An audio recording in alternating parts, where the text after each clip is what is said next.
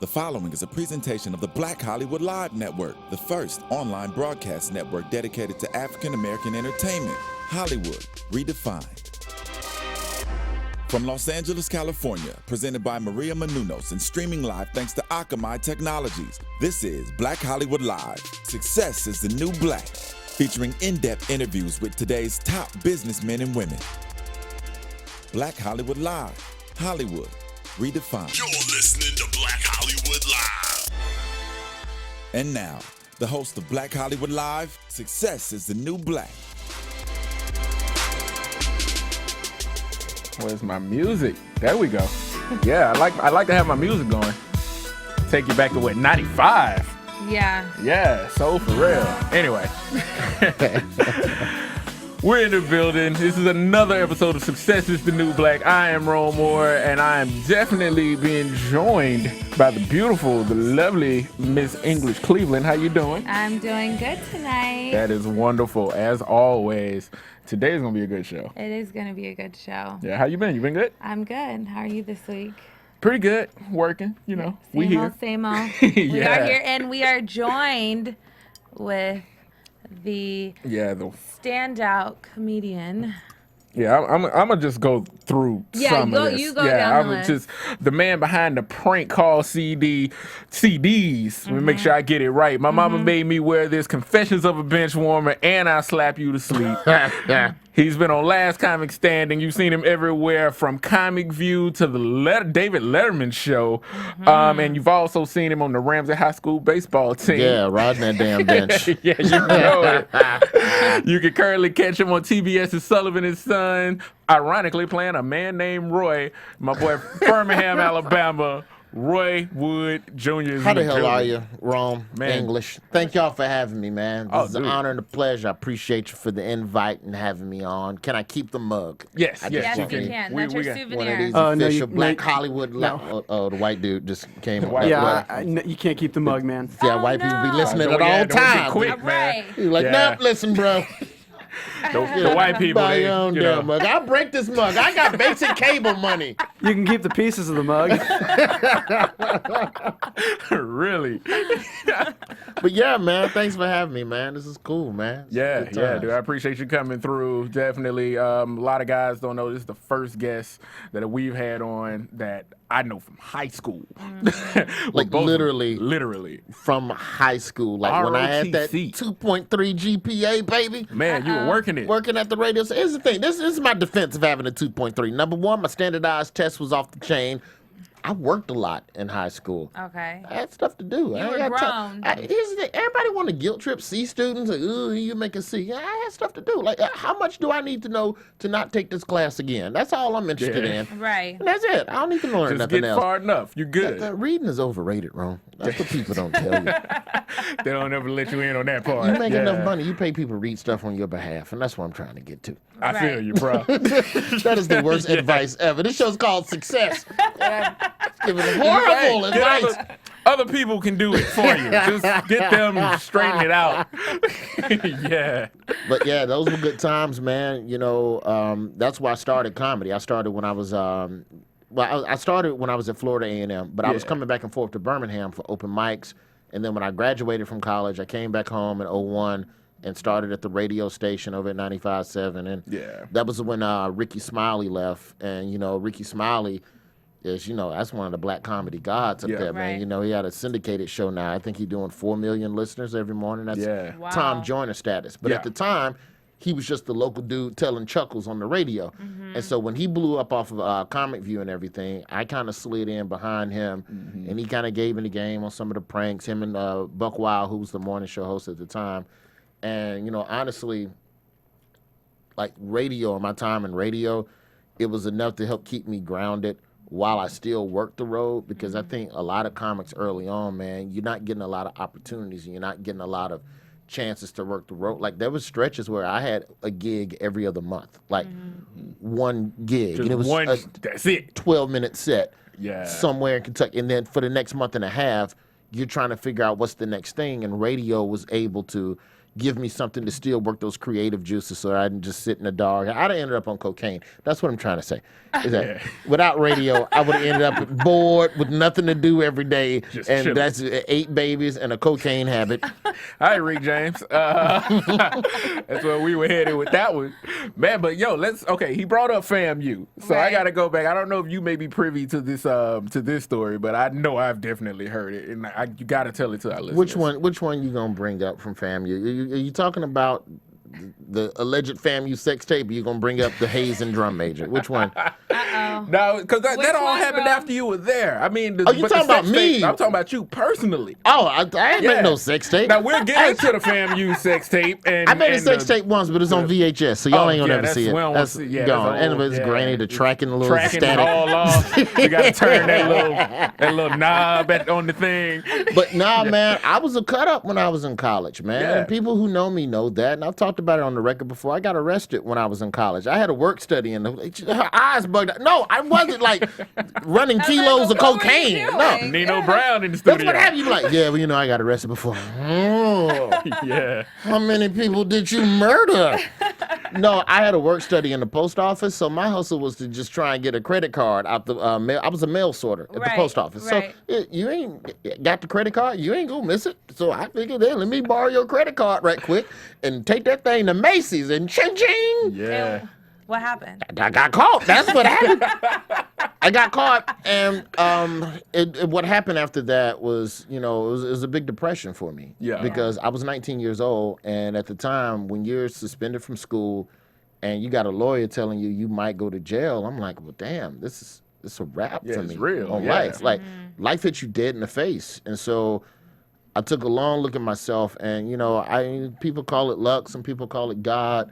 But whatever it was, somebody was looking out for me because I got suspended from school at the beginning of the year, like in January, for my junior year. And 2 weeks later, I got my check for my financial aid.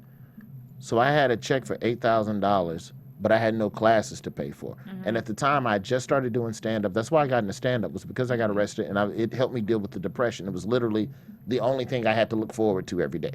So I would do the stand-up, and I'm suspended from school, and you telling me that I got $8,000 so I can just drive around? Right. Yeah. Really? Yeah, man. You can go. So basically, I got fronted all the money I needed to get pay. my comedy career off the ground. And so Right. by the time I got back in school, I had enough pieces in place with other clubs around the area that I was pretty much able to do comedy and still stay in school and make money off of both. So by the time I graduated, I was 3 years deep into comedy. So as a comic, starting out early on, that's a huge advantage. Right. And you're only 21, 22 years old, and you already have 3 years underneath you, and you've already slaved through the you ain't gonna make no money, it's horrible. And you're still not making any money, but you're making enough money to sustain yourself. I came up in college, man, I had 3 roommates. All I had to do was cover $250 a month. Wow. That was it. Yeah. I covered that at Golden Corral and 2 shifts on the weekend. Yeah. So Easy. comedy money was extra gravy. So by the time I got out of school, it was full steam ahead with the stand-up and radio, and those 2 things just kind of ran simultaneously for me. And for me, that's where my life changed. That's where, like, literally I made a U-turn and went a totally different direction. Yeah, and I got the degree in broadcast, and that became, oh, my God. Like, even to this day with some of the radio I still do, that damn degree still is good to have in my back pocket because I'm one of the few comics that's doing radio that has a degree in it. Yeah. Right. So it seems all you do is be funny. It'd be funny when it come down to them corporate meetings and all that stupid white collar Fortune 500 nonsense, and they all around the table deciding what to do and whether or not you know what you're talking about. The degree, for whatever reason, is what adds validity to anything you say, and you're not seen as just another ignorant chuckle dude just making a couple of jokes on the air for some money. Yeah. Right. Yeah.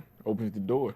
That's the short version of the Right. story. I'm like, did you create jokes out of your experience? Yeah, of course. I mean, I saw a dude. I was in jail. I got arrested the night before Thanksgiving, and so they don't like process you on holidays. So you was stuck. Yeah. So, So no turkey, no nothing. Oh no, the turkey was delicious. Let me tell you something right now. No, they have mac and cheese too. Leon County Jail in Tallahassee. If you ever get a chance to get arrested, Okay. Leon County is where you want to get Okay. arrested. That's That was the what one. I don't know if it was I was just hungry or what, but that was some of the most delicious turkey. It tastes like freedom turkey. No. Damn. I mean, it's jail food. It's still horrible. I don't want you to think they serving Roscoe's up in jail. Well, let me make a trip today. What do I need to do? Like, what I need to Yes, go? we're here to get arrested. We want to just try the fine dining. You gotta break a law or something. Well, You know- I'm go give me a little bit of weed. Let me go stand on the corner. I talk a little bit about it on stage here and there, but over the course of my career, it's been a part of my life that, you know, I happily share in interviews, but to figure out the right way to really package that properly, Yeah. I haven't been given an opportunity to do so on television. Most of the sets that I do on TV are 7 to 10 minutes. I haven't been given a half hour by a major network. I haven't been given an hour special by a network. Eventually, I have to shoot and produce that myself. But when you're doing Conan and Letterman for 4 or 5 minutes, there ain't enough time to explain. Well, I you stole the gotta credit say- card. And then, wait, don't judge me. Wait, I got the punchline. It's just not time for that. So I just Right. share other stuff that makes me mad and annoys me, and that's effective. Yeah. What makes you mad and annoys you? Little things Like? I'm not. Like selfies? Yeah, I hate selfies. I think any man that takes more than 3 selfies a month Hello. should I reevaluate say himself. that if I go through a guy's Instagram and I see more than like 2 selfies, I'm like, Yeah, 2 thumb scrolls. No, One yeah, selfie one, per thumb, 2. swoosh. And if it's Per thumb within the swoosh. same week, Got too many. posting too much and you have too Got the many game selfies. messed up. The internet as a whole is just a sad place. Social media is just one big. Does anybody like me? Like that's That's what it literally. is. Yes. Yeah. It's a self-confidence. Exactly. There was a study Booster. on that came out a couple of weeks ago where they said that there is a tie-in to people, their self-esteem and to the level of response they get. And the psychologists studied people, and the people who were more depressed were getting fewer likes. Yeah, I believe And that's social it. media, I like- totally believe Like it. my picture.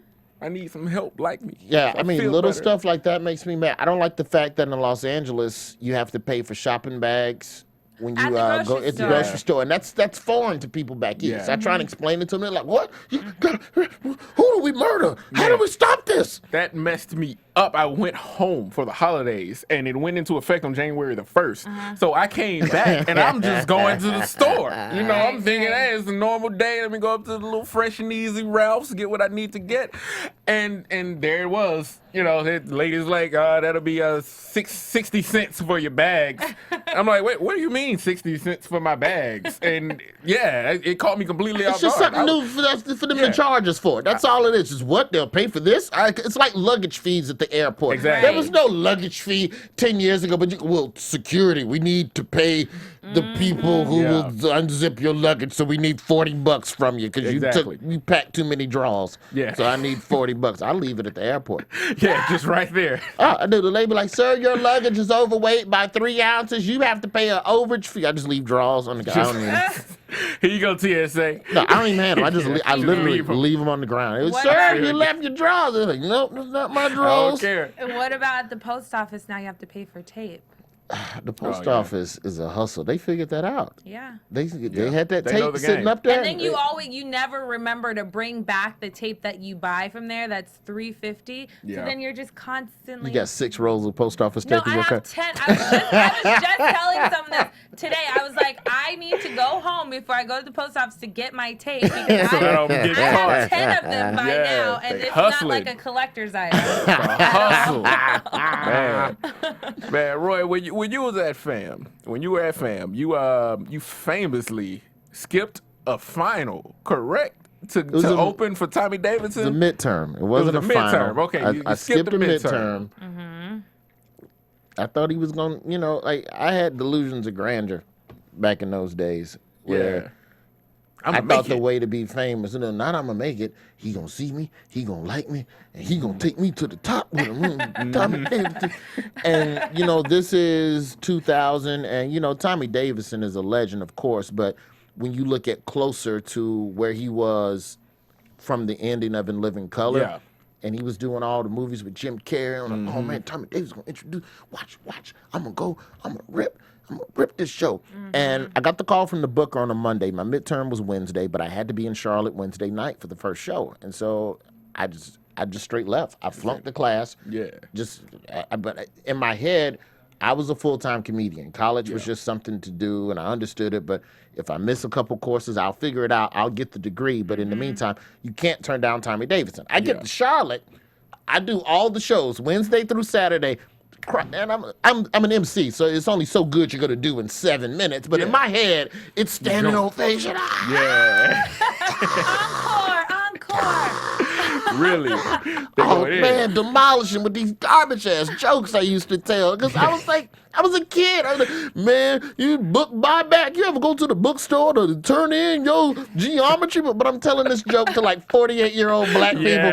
They've been to college since 71. And back then, they didn't even have geometry. Black people weren't allowed to take math till 84. Right.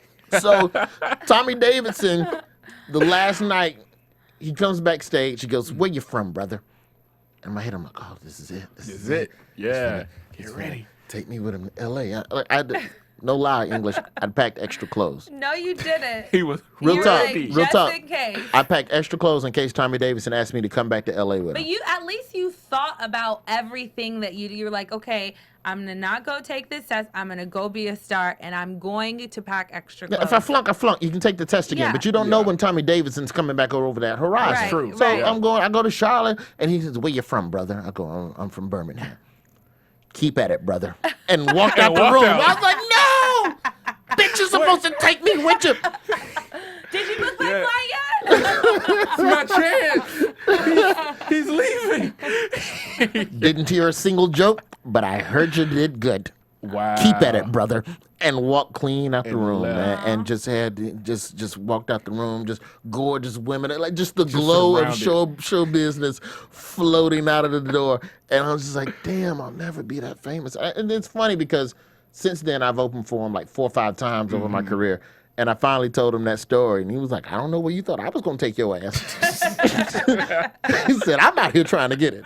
Yeah. I mean, there was, like, that was one of those, like, in terms of, like, I don't know if you guys have a story like this or like that time where you legitimately saw fame.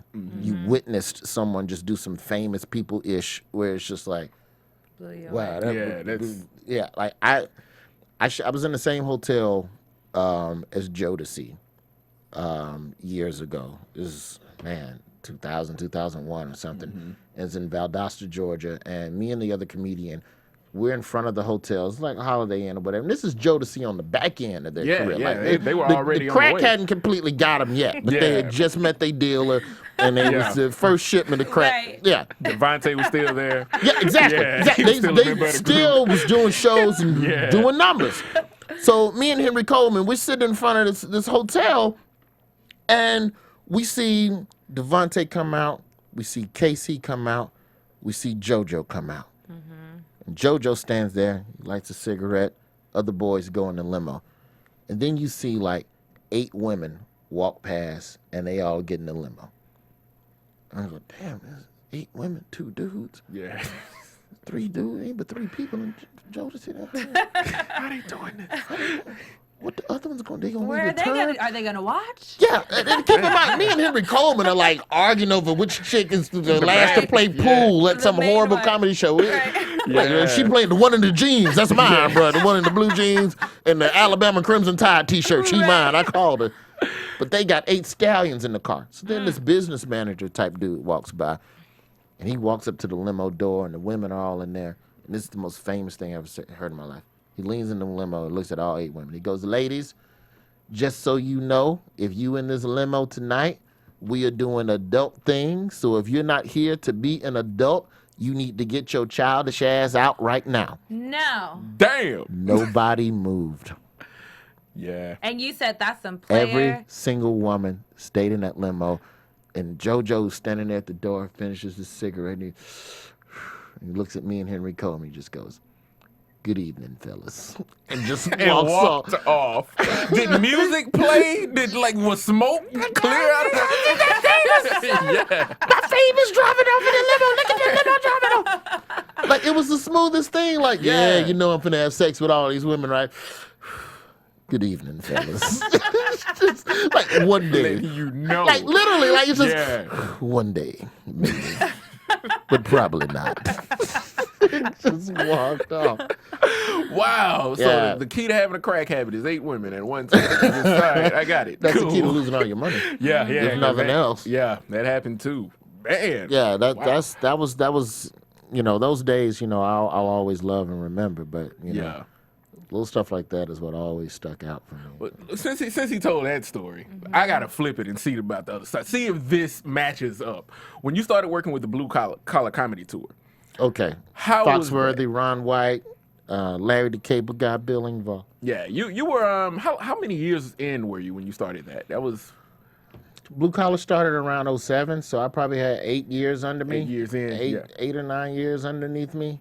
I mean, the tour was already going on, probably 05, 06. Yeah. But by the time I got involved with them, it was like 07, because I know that was right when I first moved to LA. Yeah. And I only did one of the bigger tours, but what I ended up doing was opening more for Bill Engvall and Ron White, just them individually on their like solo dates that Yeah. they did on the road. And I know this is Black Hollywood Live, but come on, black people, you definitely know who Ron White is hands down top 5 funniest comics working today. Yeah. I mean, the brother just had me on country music television, Salute to the Troops. We just did an hour special for the troops. This was a month ago. It's probably still streaming on CMT. And, Ron has always been a supporter of what I do, and I've always been gracious to him for that because he didn't have to be. Yeah. He's more than successful enough. He didn't have to give a damn about any new comics, and that's why I've always been a supporter of him. And his comedy is universal, man. I saw him do a show in Los Angeles. There's a show on Monday nights called Mo Better Mondays. It's hosted by D. Ray Davis, who everybody knows, Mind of a Man, Game Show Network.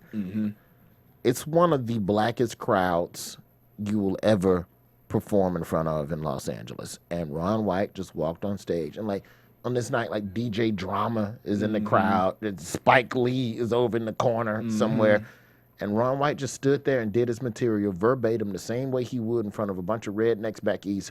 And it destroyed. Black people loved him, man. Yeah. And it was Ron is the dude. it was one of those, that stretch of working with those guys was where I really learned about how to refine just talking for my crowd. I was kind of transitioning into that because my first 4 years of comedy, my first 4 years of TV credits were all black credits. It was all Apollo and BET.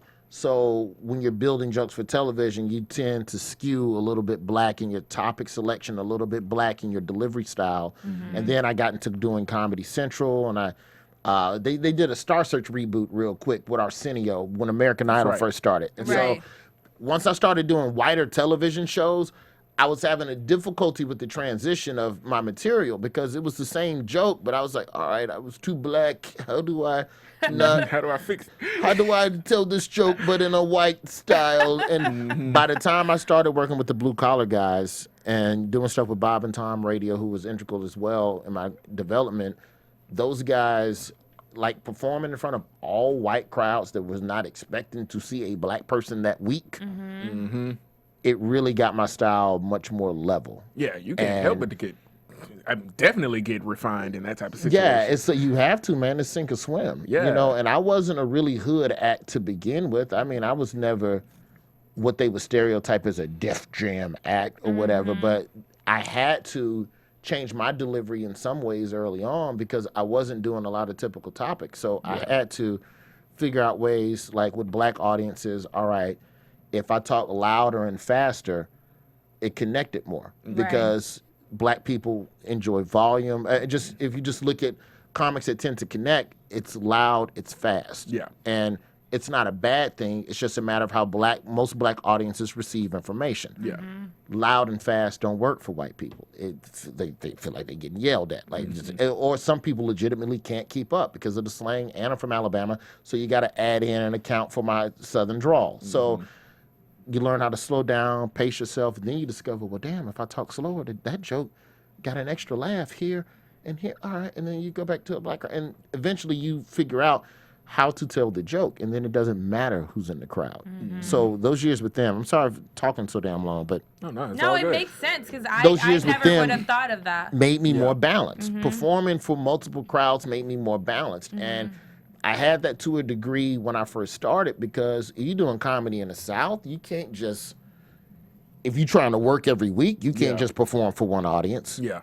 I mean, you can if you just do black or just do white, but you're only going to be in one little 3-hour radius, banging out the same rooms with the same. So the only way to grow for me back then, it's not like New York or L.A. where you can get 10 different cultures in a week and bounce all over town and get all these different styles.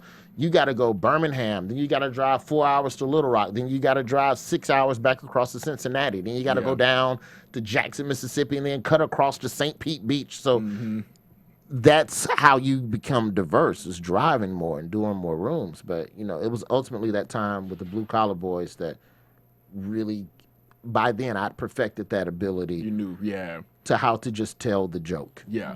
And not worry about what the demographic was of the crowd and all that. Yeah, see, I similar to that. I mean, not on that level, but yeah, I ended up in a situation like that once before because last summer, I worked. They did a special night at Katsuya in Glendale, which is right outside of Los Angeles, and I walk in. I knew the manager. She called me for the gig. I said, "Okay, cool, let's do it. How long I got? Let's go." I go in, there's no one there. The place is empty. And you up they got first. us in the back. I was second. They got us in the back. We great sushi. They brought us about $300 worth of sushi. Yeah. Laid it out on the table. We're just eating, having fun. All the other comics come in. I'm the only black guy. So I'm like, okay, cool. That'll work. And the first act goes out, and it's this older white lady. I cannot remember her name, but I looked out, and she was a wild act. Like, she was standing on the couch. Like, she went from the stage out into the front row, and I was just like, oh, she's everywhere. Was she kind of an angry, ornery, kind of berating the crowd a little bit? She wasn't really berating the crowd. She was Okay. talking about the sexual act she would do with the guy in the front row, and she was I think like I know who you're 60. talking about. I'm not going to say her you probably name, do. but I know who you're talking Yeah. about. And so I'm like, okay, all right, I see what I'm following. I look out in the crowd. It's a completely Armenian crowd. Sold out. Well, Glendale. 35, 40 tables. I completely forgot where I was working at. So I told her comic, I'm doing every Armenian joke I got. And if I get stabbed, it's going to be a good night. So how'd it end? And I went out there, I did good. I did good. Yeah, because when I broke into all my Armenian stuff, I didn't talk about anything white, anything black. I went straight for them. Yeah, you connect with initially. them. And what you could have done, you could have given them one or two to connect with them, and then it gives them this sense of approval. Then they let down their guard. And then they come down. And you can I go go any into my direction. stuff. And that's Go exactly any what direction you happened. want. That's That's it, exactly man. what happened. I think I ended that set talking about Trayvon Martin. Did you? I went to, And all but, Armenian crowd, but Armenians and black people are like kind of the same. don't say that to Armenians. Don't do But that. I mean, but we are. Armenians, she said that, Mr. Armenian. We like We watch it. gold. They like gold. They like flamboyant stuff. So I mean, You're right. There's some They- cultural similarities, Yeah. but they pride themselves of after Not being of black. course. Yeah. of course. we are Armenian, we're not Persian, we're not Arab, we're not white, we're not Mexican. I am are Armenian. I am Armenian. I told one guy, I think I said if he had a 7 Series Beamer and he went to sleep, he woke up the next morning and had a 3 Series, he'd kill himself. And Exactly. Yeah, it's And he true. laughed. Yeah, That's he hilarious. laughed. Yeah, but a black man would do that too. I don't know. A black dude would just be like, yeah, man, I'm still shining They on got them, though. I'm me. still stunting on these, bruh. Man. But that's what comedy is, man. It's just, you're a sociologist to Yeah. a degree, and you're figuring out what's the thread that connects me with them. And you have a conversation about those things. To me, comedy's never been anything more complicated than a conversation. Like, I'll talk to young guys, and, new comics will hit me up on YouTube or whatever, Twitter. You watch my set. I just started 2 weeks ago. 2 weeks ago. I'm like, you're overthinking it. It's Yeah. just, you just talk to share what's funny to you Yeah. and put that up on the stage. And, where the difficulty comes in comedy, and this is where I think a lot of comics lose, is marketing. I think they forget to really take that seriously. It didn't matter. There was years that it didn't matter, but social media has put that at the forefront. I've seen guys lose opportunities because they didn't have a good digital presence, I think was the word that was used in a meeting, where you have to have, like, I know guys that still don't have social media accounts at all. We're not even getting into counting followers. Yeah. That's just not my thing. That's not what I do. Hey, that's cool. And it may work for you eventually, but it's probably a later than sooner business plan. There's no way it can work. That's insane. no way. That's what some of these guys are into, man. And I like you've got to figure out ways to, I don't want to say lie, but figure out ways to trick yourself, to trick people into giving you opportunities, and then you deliver. And social media gives you ways of doing that. There's people that get videos that are really good that don't do a bunch of hits. They get opportunities. You get networks rolling out check. Well, I don't want to shoot a video. It's too hard. You can't do that, man. You have to figure out ways to do it for the vine. Yeah, to do it for the vine. Exactly. Do it. And they steadily saying, I ain't going to do it. Yeah. I don't have a problem lying to people if it's true. Yeah. You know, like that's how I got the radio job. Yeah, I was just about to go into 95.7 Birmingham, Alabama. Now, 95.7 is important radio station in Birmingham, I think the Alabama. station, I'll say this about that station, I don't think that they get the creative due that they deserve in the hip-hop community for what they contribute culturally to music in the southern region. Yeah. And I know they won't get that credit because, you know, some artists have a lot of beef with this. Artists have beef with every station, but, you didn't play my song or this song or that song, so screw that station. But creatively, half of the ideas right now, like I got fired from 95.7. I got fired when I got cast on Sullivan and Son. It pretty much created an issue of tension of just basically, well, you can't be out there doing work and work. I have beef with why I was terminated, but creatively, for the 2 years that I was on that station, they let me do things that a black morning show had never done before creatively. And those ideas are still ideas that I'm mining now for television and for the web. I was in a market where I beat Tom Joyner, I beat Ricky Smiley, I beat Steve Harvey. And I'm not saying that to brag. That's just a statistical fact of how hard that station works at building up new talent. Ricky is a child of that station. There's 4 other white DJs that are syndicated nationally that are products of the Birmingham radio region. It's a very rich talent region, man, and to have been a part of it was a blessing, man. Like that was, I lied to get there, but it was still a blessing. What'd you say? Yeah, that's what we want to know. I'm like, waiting. How did this happen? Like, What did you say? So they were looking for a comedian to be on the morning show when Ricky Smiley left. Yeah. And I was trying to get in at the comedy club and work as an MC. I'd done 1 or 2 open mics. I was sick of it. I want to MC the big stage. It was a big stage. The open mic was in a side room, and comedy club in Birmingham, you want to be on the main showroom. So D.L. Hughley's coming to town that weekend, and I knew that the radio station, the black station, always promotes the black comics. So I went to the comedy club owner. I go, look, you know I'm interning over at 95.7. And they said they wanted me to host for D.L. Hughley because I know the jocks come in and they're going to come on stage and throw out T-shirts or whatever. So they're going to do that, and then they're going to bring me up. And then So we just run. it. So the club owner had, I don't need to show an ID. The club owner goes, all right, cool. You okay. When did you start? Yeah. You started over there? Well, congrats. Way to go, Roy. I go, all right, cool. So I leave the comedy club. I drive up the street to the radio station. I go, listen, I know y'all auditioning new comedians and whatnot. And, So you played you both know, of them. I know that, you know, you all are looking for guys. And, you know, I don't want to come in here and do my thing. Because I knew if I went in an audition, I was going to tank and they were going to have me. I said, they need to see me on stage first and at least know that I'm capable of being funny. I'm not going to do an in-studio audition. It's a train wreck. Guys were auditioning, and they were bombing on the air. And Birmingham is a brutal-ass city. They will call you. It's worse than New York. I will put the haters in my hometown up against any hater in any city. Birmingham makes you or breaks you, and Period. If they let you know. So I wasn't finna get on the radio and get bashed. So I said, listen, I'm going to be at the comedy. You know I'm opening for D.L. Hughley. They go, really? Well, you must be. All right. Well, we'll see you. We'll see you Friday night. Yeah. So all I had to do Friday night was keep the DJ separated from the club owner so that they never talked about me. Yeah. And that was it. And so when the DJs went up, they go, so we're bringing you up? Yeah, I'm opening for DL. So y'all go out and throw your T-shirts, and I'll come up after you. You introduce me, and I will do my jokes. And I went up, I ripped. I come off stage. He goes, you start Monday. Boom. Wow. That was it.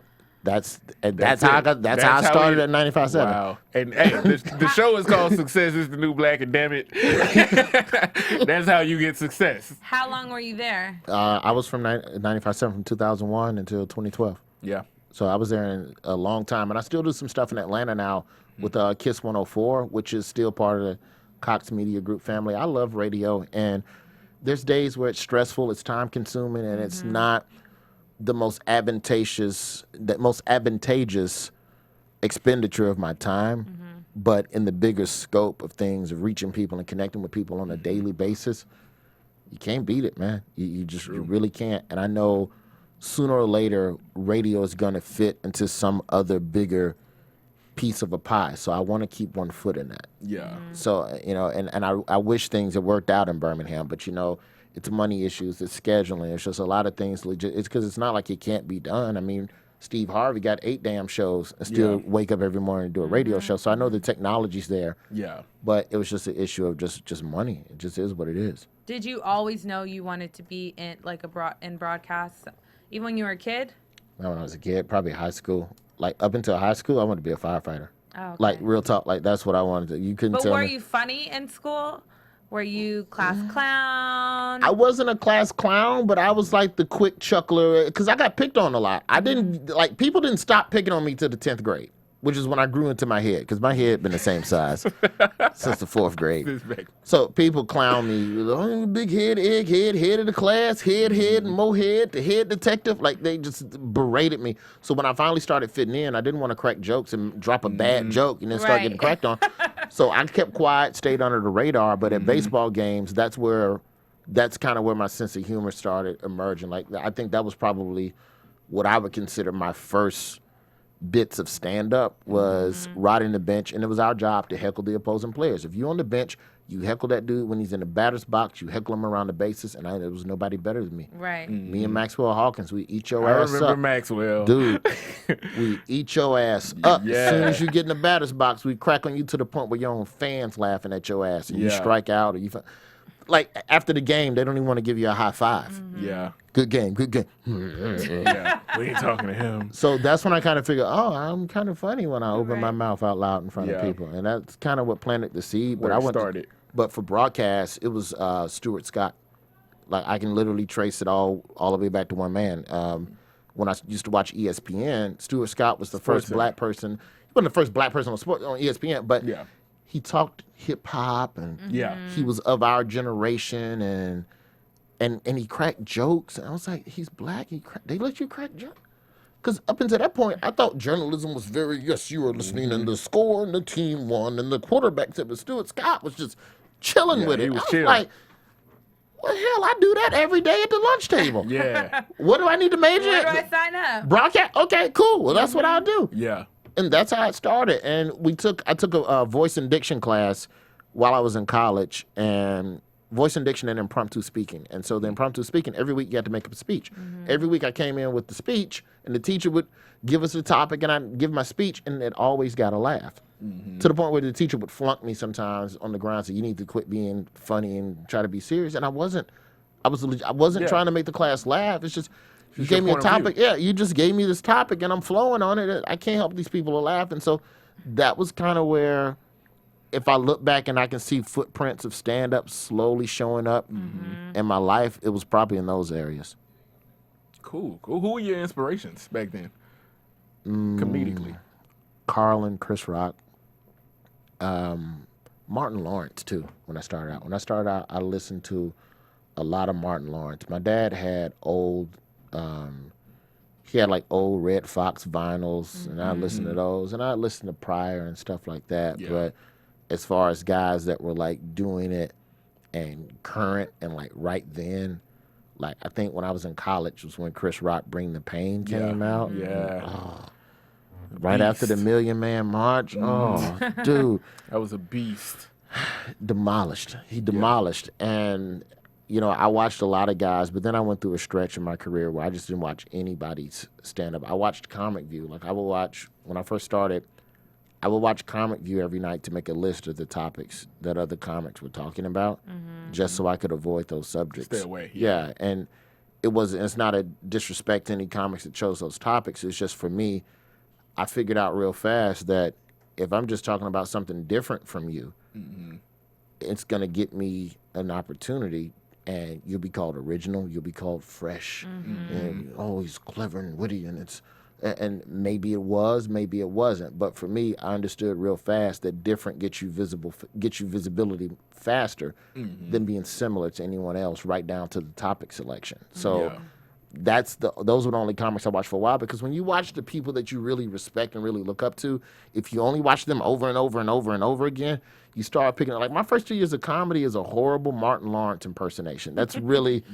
what it boils down to. It's Martin Lawrence doing jokes about book buyback and working out in the campus gym because we got rusty weights, and as soon as you leave the campus gym, you got to go to the campus doctor because you got tetanus, and it's stuff like that. You know, like nowadays, I love to watch Bill Burr. I just bought tickets to see a guy, Doug Stanhope. Who, I love Doug. You know, a lot of guys don't know about him, but you know, he's a beast, man. Doug is one of my top 10 right now. Doug is a beast. That dude, like I pay money to go see him. Yeah, and this this is what you do. Yeah, I pay money. I sit in a chair. I buy my 2-drink minimum, and I kick back and enjoy, you know, a great performance. You know, I like a lot of what Tony Rock is doing now. You know, he just did a set on Arsenio that I think really set him apart from the pack in terms of just perspective and opinion and comedy that I like, that I gravitate towards. You know, like that type of stuff. Do you tend to skew more highbrow? Because that's always been my guess about. Like, every time I've watched you on stage, the things that you pick out, the things that you like to talk about, like all the way back to your policeman bit. When you did your bit on Comic View, I don't know if you had a chance to see it, but he's got a close on Comic View where he literally acts out an entire traffic stop. But the analysis of it is just, you know, you're going to jail because it takes dispatch longer to come back through the radio. Right. And it's just a joke about analysis. And I mean, and I don't try to be highbrow. I'm just trying to explain things that I see. The little nuances. And that it's just, and it's just, and once you quit thinking about it in a black or white sense, it's just, whoever like me, come see me, man. I don't care no more. You know, all of this, well, I got to get black folks and got to make sure black people like me. I think black people respect my comedy. I think black crowds are cool with me, but I know I'm never going to be the guy in an all-black, straight-up Negro night room. I'm not going to be the guy that just...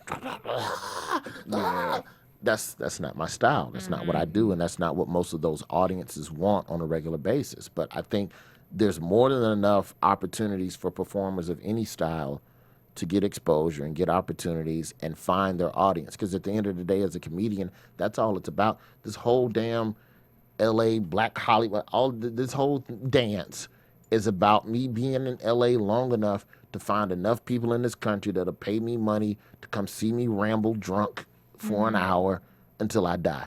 That's it. It's as a comedian, that's it.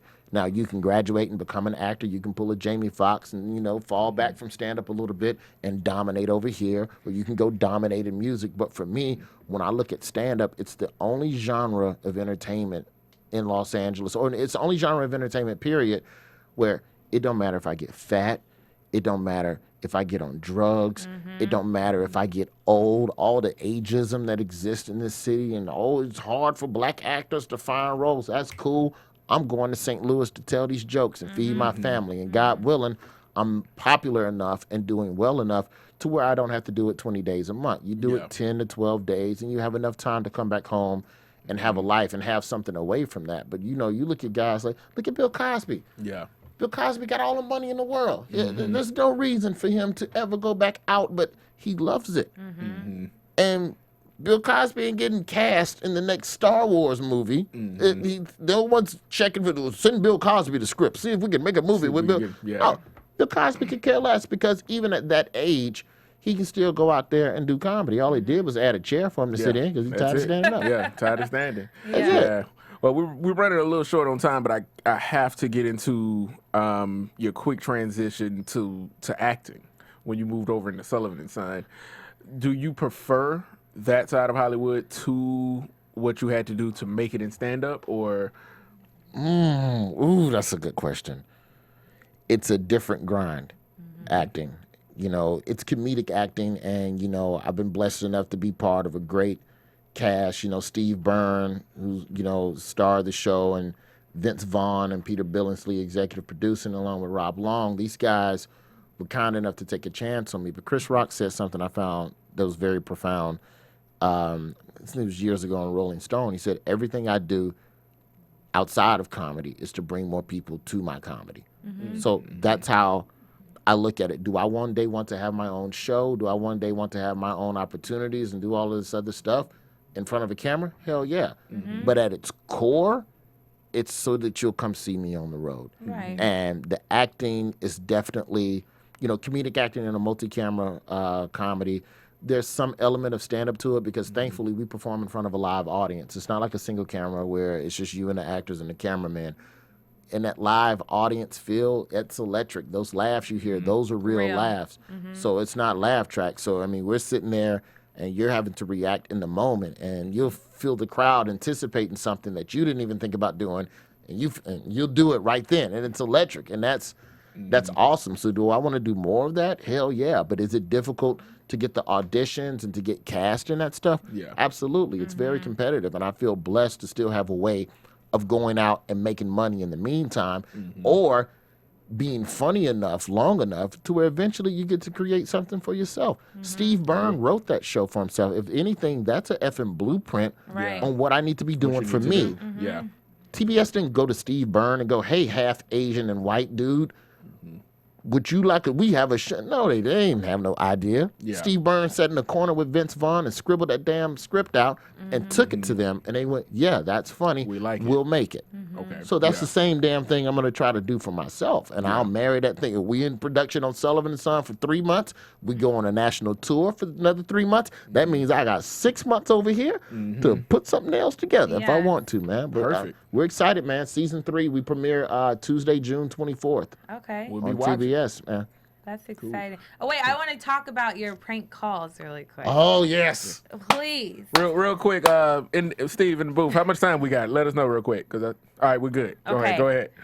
Black Booty Walrus. Black Booty Walrus. Where in the world You did you black get booty Black walrus? Booty Walrus? Here's the thing about that. Okay. So what she's talking about is on my pranks, if you listen to them on YouTube, my little cousins from Mississippi do the introductions to each prank. This go to robertjr.com. I always wonder who that was. Black Booty Walrus, you better stop stealing my... Because I went through a stretch where radio DJs were stealing my pranks off of YouTube and playing them and presenting them as their own content. So I had my little cousins just kind of lob a little shot at them haters. I didn't tell them to say that. Like Black Booty Walrus, They made it up? that was a them. complete moment of improv for my little cousin. It takes little kids to come up. 9 years old. like that that. is, you fat tooth Billy goat, you buck tooth Billy goat. Now that one I gave him. I told Okay. him to say that one. But yeah, Black Booty Walrus. Yeah, That was all of them. That's one of my personal That is favorites. perfect. Oh, that's one of the It's- greatest it's insults. hilarious. Oh, it's one of the greatest insults of I all would time. be mad if someone called me a Black Booty Walrus. Yeah, exactly. It's like an insult that you didn't even know was an insult Yeah. until you hear it. And then You're you like, think admit it. about it, and then you think about what a walrus looks like. You're like, Yeah. I look like a Black Booty Walrus. The hell you mean, Right. Black Booty? Yeah. but yeah, the pranks are fun, man. It's the one thing that still connects me with a lot of people online because they've spread. They went viral years Yeah. ago. Yes. What was your favorite one? My favorite is Wallet on a Slave Ship, where I called a cruise ship company and I I told them. almost listened to that one, You'll but I like had it. so many to pick. Oh, there's hundreds. I had to you got a literally lot. stop myself from watching them because my dog was looking at me like, you're crazy. I would have tears strolling down. I'm trying to eat Skittles, so there's like rainbow, Just like everywhere. spit everywhere. I'm like, I can't do this anymore. I called a cruise Hilarious. ship company. I told them my granddaddy left his wallet on the slave ship when he came from Africa. Oh, no. And I want them to check lost and found. And the lady tried to help me find the ship. No. Yeah, that's my favorite one. The one that's the most popular though is Barber's check. That's the one I called the old black lady and told her we were gonna cut her check to help Hurricane Katrina victims. And she's like, "You ain't gonna cut my Social Security check." And Yeah. she went ballistic on me. And so on and so forth. My Yeah. favorite was when the tooth with the kid. Oh, where- Omar's tooth. Yes, and also telling the lady that she needs to sit in the back of the pew at church. Oh, 'cause her breath so bad. Her breath smelled so Nobody bad. wanna share him, because know what she's you- smoking. I was like, no. You know what's funny Oh, about man. those prank calls, though, man? Like, I'm at a point now where I want to do one more album at some point this year. That's what I wanted to ask you. I really do. I enjoy prank phone calls, but I listen at the stuff that I said. Like, some of those pranks are 8 to 10 years old, and I'm like, I don't know if I would have the guts now. They're to say still that. so funny though. It's edgy as Yes. hell, though. super edgy. I'm like, no, This is- don't say that. You gotta remember. Like, I'm scared to hear what they're gonna say after you say Like, you got to it. remember, I put those pranks out before the thought police started Yeah. trolling the internet to try to tear down people because they said one naughty word or something. Yeah. And I got away with a lot of stuff because Yeah. them pranks was pre-Twitter, man. But Yeah. I want to do one more. I just got to get the courage up to real, because if I can't do it at that level, I want you to call my grandma. then I'm like Outcast at Coachella. Yeah. And I'm Right. just Yeah, out there You're right. looking Y'all like awake? ass. Anybody Yeah. awake? Yeah. Yeah, I don't want to have an Outcast at Coachella prank album. Yeah. I want this to be something good. We solid. can try. That'll be a good test call. Let him call your grandma Yeah, and see what please happens. call my. She will give you the like. Oh my gosh, I You can't. serious? Yeah, I promise. I'll Because call she's her. 'Cause crazy, he'll do it. and she entertains like bill collectors. Oh, And yeah. so like she would He's sit gotta there do it now. she would give you 30 minutes of a good show. All right, let's rack it up. We'll do that. we have to do that. I'm gonna now. do that because what I'm gonna do with the new ones, Beyonce inspired me. I'm gonna do a visual prank album, not sexual. I'm gonna animate the pranks. Okay. So it's gonna be a full animated album as well. But Are you Oh, gonna nice. do one with a shower curtain rod? I probably should now. Yeah. Yeah. You have to Yeah. now, especially after last. Mimi, her ass. All right. Well, man, I want to keep going, but I don't know. The white people may tell me to stop. Yeah, Yep. we gotta Yeah, they go. telling me to Gotta stop. go to music. Yeah. I'll take your mug. Black Booty Walrus. Black Booty Walrus. RoyWoodJr.com, suckers. Yo, that's your website. Where can they find you at on Twitter, man? Everything's Roy Wood Jr. So Everything. wherever you are, Roy Wood Jr. That's it. That's Vine, it. Instagram, Twitter, whatever the hell, .com and Facebook, whatever. There you go. Instagram. So English. You can find me on Instagram at Pink English as well as on Twitter, English Speaks.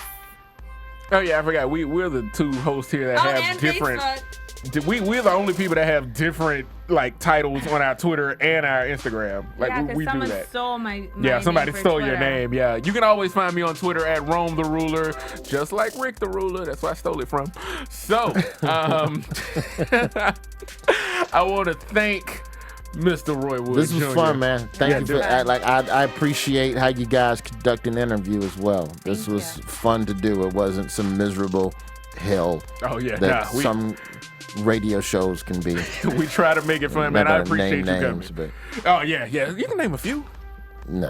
right, I want to know the name of that white comedian too when we get off the Okay, air. cool. We'll do that. lady All who right. was- yeah. Yeah. I think I know. Yeah, well, for Roy Wood Jr., for Miss English Cleveland, for myself, Rome Moore, this has been Success is the New Black Hollywood Live. Birmingham, stand up!